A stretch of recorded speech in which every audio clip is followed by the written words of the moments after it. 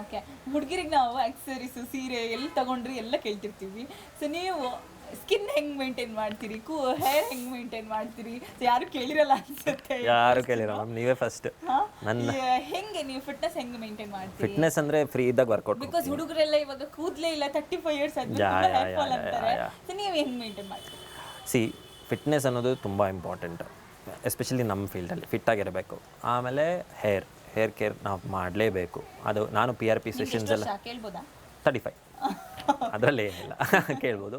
So skin ಅಂತ ಬಂದಾಗ ನಾನು ಸ್ಕಿನ್ ಕೇರಲ್ಲಿ ನನ್ನಷ್ಟು ಸೋಂಬೇರಿ ಯಾರೂ ಇಲ್ಲ ಅಂತ ಅನ್ಸುತ್ತೆ. ಬಿಕಾಸ್ ನಾನು ಏನು ಮಾಡಲ್ಲ. ಮೈಗೇನು ಸೋಪ್ ಹಾಕ್ತೀನೋ ಅದನ್ನೇ ಮುಖಕ್ಕೂ ಹಾಕೋತೀನಿ. ಯಾವ ಸೋಪು ಗೊತ್ತಿಲ್ಲ ಮ್ಯಾಮ್, ಅವಾಗ ಏನು ಅವೈಲಬಲ್ ಇರುತ್ತೋ ಅದು, ಈ ಪರ್ಟಿಕ್ಯುಲರ್ ಅಂತಲೂ ಇಲ್ಲ.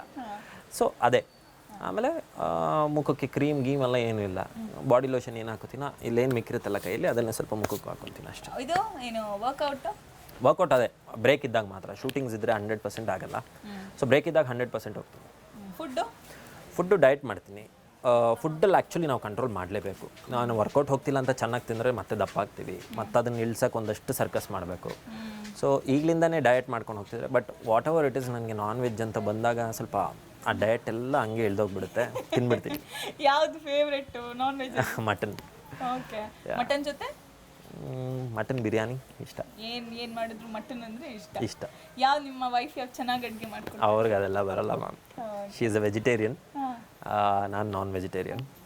ನಮ್ಮದು ಲವ್ ಮ್ಯಾರೇಜ್ ಆಗಿದೆ. ಕ್ಲಾಶ್ ಬರಲ್ವಾ? ವೆಜ್ ಏನು ಬರಲ್ಲ. ಅವರು ಮನೇಲಿ ಮಾಡ್ಕೊಂಡು ತಿಂತೀರಾ? ಸದ್ಯಕ್ಕೆ ಮನೇಲಿ ಆಗ್ತಿಲ್ಲ, ಟೈಮ್ ಆಗ್ತಿಲ್ಲ. ಬಟ್ ಹೊರಗಡೆ ತಿಂತೀನಿ. ಮನೆಗೆ ಜಾಸ್ತಿ ಮನೆಗೆ ಜಾಸ್ತಿ ಇಲ್ಲ. ಓಕೆ. ಈಗ